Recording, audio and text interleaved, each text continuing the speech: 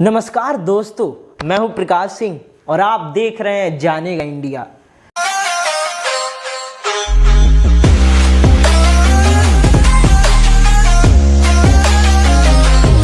आज अपने दोस्त अश्विन के गैर हाजिरी में मैं आपके सामने लेकर आया हूं इंडिपेंडेंस डे की एक स्पेशल सीरीज। इस सीरीज में हम बात करेंगे कुछ ऐसे अनसंग हीरोज की जिन्होंने इस देश की आज़ादी में अपना योगदान तो बहुत दिया, लेकिन उन्हें उस तरीके से याद नहीं किया जाता है।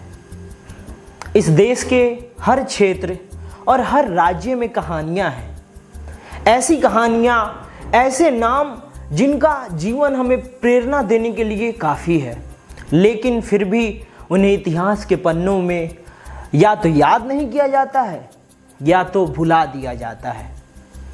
उसी नामों में से एक नाम आता है तारा रानी श्रीवास्तव का। तारा रानी श्रीवास्तव एक ऐसी महिला जिन्होंने अपने जीवन में बहुत कष्ट झेले, लेकिन आज़ादी की लड़ाई हमेशा लड़ती रही। तारा रानी श्रीवास्तव का जन्म बिहार की राजधानी पटना के नज़दीक सारण जिले में हुआ था। उनकी शादी कम उम्र में ही हो गई थी। उनके पति फुलेंदु बाबू एक स्वतंत्रता सेनानी थे। अपने पति के तरह ही उनके भी हृदय में देश के लिए अपार प्रेम था। वो अपने पति के साथ देश की लड़ाई में हमेशा खड़ी रहती थी।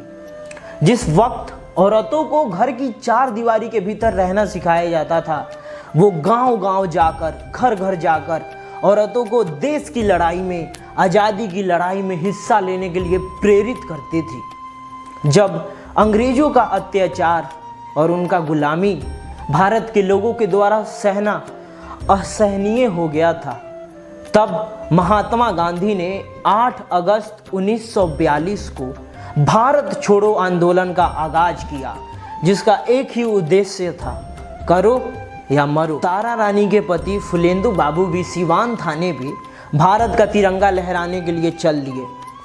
उनके साथ एक पूरा जन सैलाब था। उन्हें भारत के एक होने की चेतावनी देनी थी और तारा रानी सभी का नेतृत्व कर रही थी, सभी को अपने साथ लेकर आगे बढ़ रही थी। पुलिस भी इस विरोध को रोकने के लिए पूरी तरीके से तैयार थी। पुलिस ने तो पहले सभी को धमकियां दी, लेकिन जब जन सैलाब इन धमकियों से नहीं रुका, तब पुलिस ने लाठी चार्ज बरसाने शुरू कर दिए। लेकिन लाठी चार्ज से भी इन विरोधियों के, क्रांतिकारियों के हौसले ध्वस्त नहीं हुए। तब आखिर में जाकर पुलिस ने गोलीबाजी शुरू कर दी और तभी एक गोली जाके सीधा फुलेंदु बाबू के सीने में लग गई। फुलेंदु बाबू वहीं पे घायल होके जमीन पे गिर गए। तारा रानी ने जब ये देखा, वो टूट सी गई। वो दौड़ते हुए उनके पास गई, लेकिन उस वक्त भी वो रुकी नहीं। उन्होंने अपने साड़ी से एक टुकड़ा फाड़ा और फुलेंदु बाबू के घाव पे बांध दिए। अगर वो उस वक्त रुक जाती तो उनके साथ जितनी भी स्त्रियां और महिलाएं वहां आई थी, वो भी पीछे हट जाती, वो भी डर जाती। लेकिन वहां पे तारा रानी श्रीवास्तव ने जो किया, वो कोई आम स्त्री नहीं कर सकती थी। उन्होंने अपने पति को एक किनारे लिटाया और वापस मुड़ी और पुलिस स्टेशन की तरफ चल पड़ी। तिरंगा लहराने का फरमान था, उन्होंने तिरंगा लहराया। तिरंगा फहराकर जब वो वापस आई, तब तक उनके पति की मौत हो चुकी थी। एक नवविवाहित स्त्री के लिए अपनी आंखों के सामने ये सब देखना, ये सब देख के वो कितना तड़पी होगी, ये सोच के ही रूह कांप जाता है। इसके बाद भी दोस्तों वो रुकी नहीं, वो आगे बढ़ती रही। अनेकों आंदोलन में उसने हिस्सा लिया और किसे मालूम था कि बस 5 साल बाद 15 अगस्त 1947 को अपना देश आज़ाद हो जाएगा। तारा रानी श्रीवास्तव ने अपने पति फुलेंदु बाबू के साथ साथ अनेक क्रांतिकारियों के शहादत को एक सम्मान दिया। तारा रानी श्रीवास्तव को मेरा सलाम। दोस्तों, अब हम एक ऐसे क्रांतिकारी की बात करने जा रहे हैं जिन्होंने अपनी मौत को गले लगाया, लेकिन तिरंगे को जमीन पे गिरने नहीं दिया। ये थे त्रिपुर कुमारन। कौन थे ये त्रिपुर कुमारन? तो अगर हम त्रिपुर कुमारन के जीवन के बारे में बात करें, त्रिपुर कुमारन का जन्म 4 अक्टूबर 1904 को तमिलनाडु में हुआ था। भारतीयों की हालत उनसे देखी नहीं गई और बचपन से ही अंग्रेजी हुकूमत के खिलाफ विचारों ने मन में घर बनाना शुरू कर दिया। 19 साल की उम्र में ही उनकी शादी हो गई। आज़ादी की लौ को कई दिशाओं से हवा मिल रही थी। इसका असर कुमारन पे भी पड़ा। उनके मन में गांधी के विचारों और आदर्शों ने काफ़ी असर डाला और वे सत्याग्रह, आंदोलन, विरोध प्रदर्शन में हिस्सा लेने लगे। जब परिवार ने देखा कि कुमारन तो किसी और राह पे जा रहा है, तो परिवार वालों ने चिंतित होकर उनसे वापस लौटने को कहा।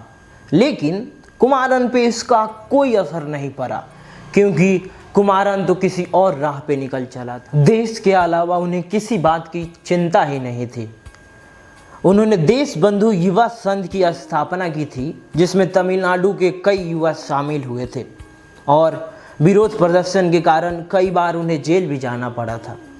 एक प्रदर्शन में लोगों ने राष्ट्रीय ध्वज पकड़ा हुआ था, जिस पे अंग्रेजों ने प्रतिबंध लगाया हुआ था। उसी भीड़ में एक क्रांतिकारी था जो तिरंगे को लहराए जा रहा था। वो था त्रिपुर कुमारन। और जब अंग्रेजों ने ये देखा तो उन्होंने लाठी चार्ज शुरू कर दिया, लेकिन त्रिपुर कुमारन पे इसका कोई असर ना हुआ। वो वहाँ पे खड़ा रहा। अंग्रेजों की मार से वो लहूलुहान हो गया, वो ज़मीन पे गिर गया और जिस बात का उनके परिवार को डर था वही हुआ। कुमारन शहीद हो गए।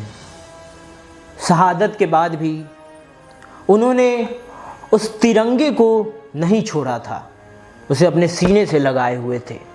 ऐसे थे अपने कुमारन। दोस्तों, ऐसे बहुत से लोग हैं जिनके बारे में अगर हम बताएं आपको तो वीडियो की ड्यूरेशन छोटी पड़ जाएगी, लेकिन उनकी कहानियाँ नहीं। ऐसे और भी लोगों की कहानियाँ लेकर हम आपके सामने आएंगे। तब तक मेरी आपसे एक ही विनती है कि इस वीडियो को आप ज़्यादा से ज़्यादा लोग तक शेयर करें, ताकि उन्हें भी अपने देश के इन वीरों के बारे में जानने का मौका मिले।